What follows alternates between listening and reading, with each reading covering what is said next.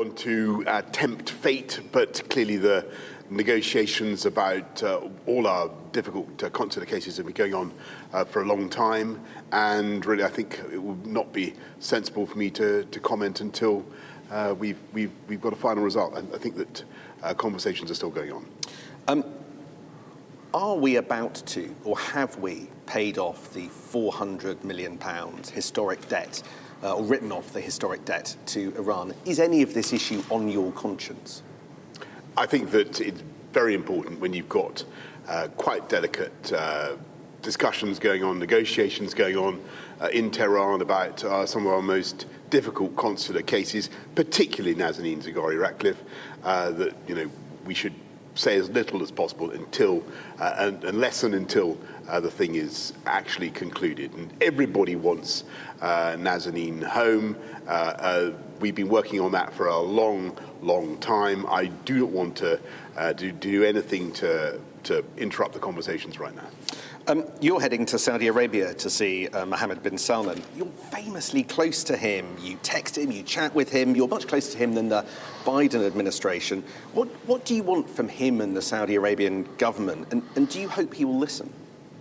I think that we've got a global crisis in which it's obvious that the Russian aggression in Ukraine has helped to trigger a spike in the price of hydrocarbons, a spike in the price of oil.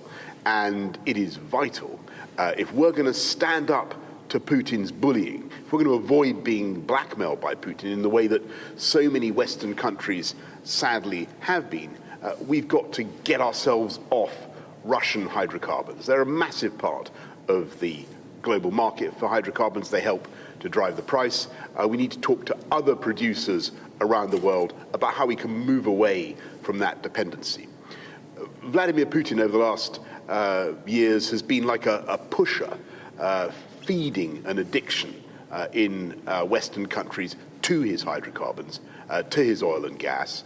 We need to get ourselves off that addiction. Saudi Arabia have just executed 81 people at the weekend.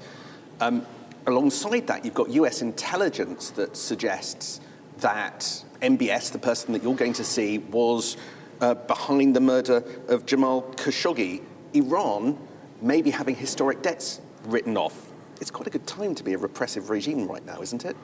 I think that what the world is seeing is the return in Ukraine to the kind of brutality, the kind of absolutely indiscriminate bombing of civilian centres, of great cities that we last saw in the European continent 80 years ago. This is quite unbelievable what is happening now in our continent. And we need to make sure that we build the strongest, widest possible coalition to ensure that Vladimir Putin does not succeed, that we wean ourselves off Russian hydrocarbons, and that's what the UK is helping to do. But a coalition with other unpleasant regimes, Prime Minister?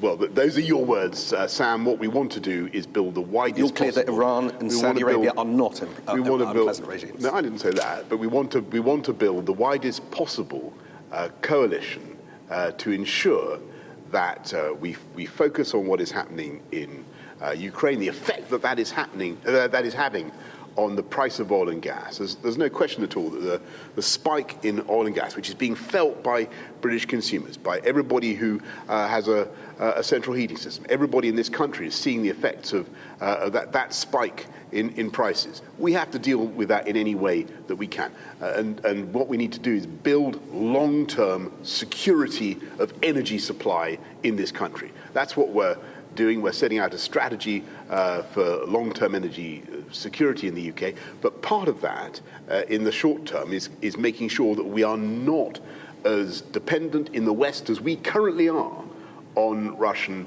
oil and gas. The UK is fortunate in that we only take 3% of our gas from Russia. A lot more of our diesel comes from Russia. We're going to have to make sure that other producers are doing what they can, and we're going to have to help the whole world to move forward with greener solutions, with green technology, so that ultimately we're not dependent on on Vladimir Putin. And it's an absolutely crucial thing. If we're not going to be blackmailed by Putin, we have to take these steps. But, Prime Minister, the Treasury is making huge sums, billions in VAT receipts from higher petrol and diesel prices. In France, they're putting $2.2 billion into a fuel rebate to cut 15 euro cents off the price of a litre. Do you think something like that could work here? We've frozen fuel duty for about 12 years already, Sam, and I think we put about £21 billion so far into supporting people through the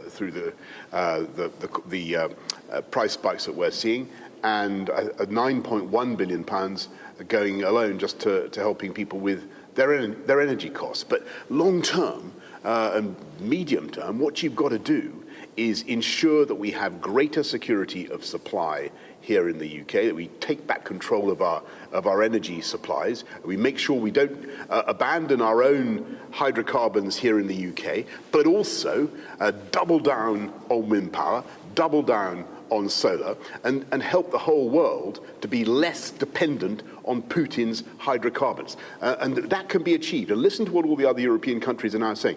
3 weeks ago, they wouldn't have said that was possible. A month ago, before the invasion, everybody was saying, oh no, we'll never be able to do it. Now, after what Putin has done in Ukraine, you're seeing European colleagues step up to the plate and say, right, this is the time we've got to learn our lesson as the West. We've got to end that dependency on Russian hydrocarbons. And that's one of the reasons I'm going out to the Gulf.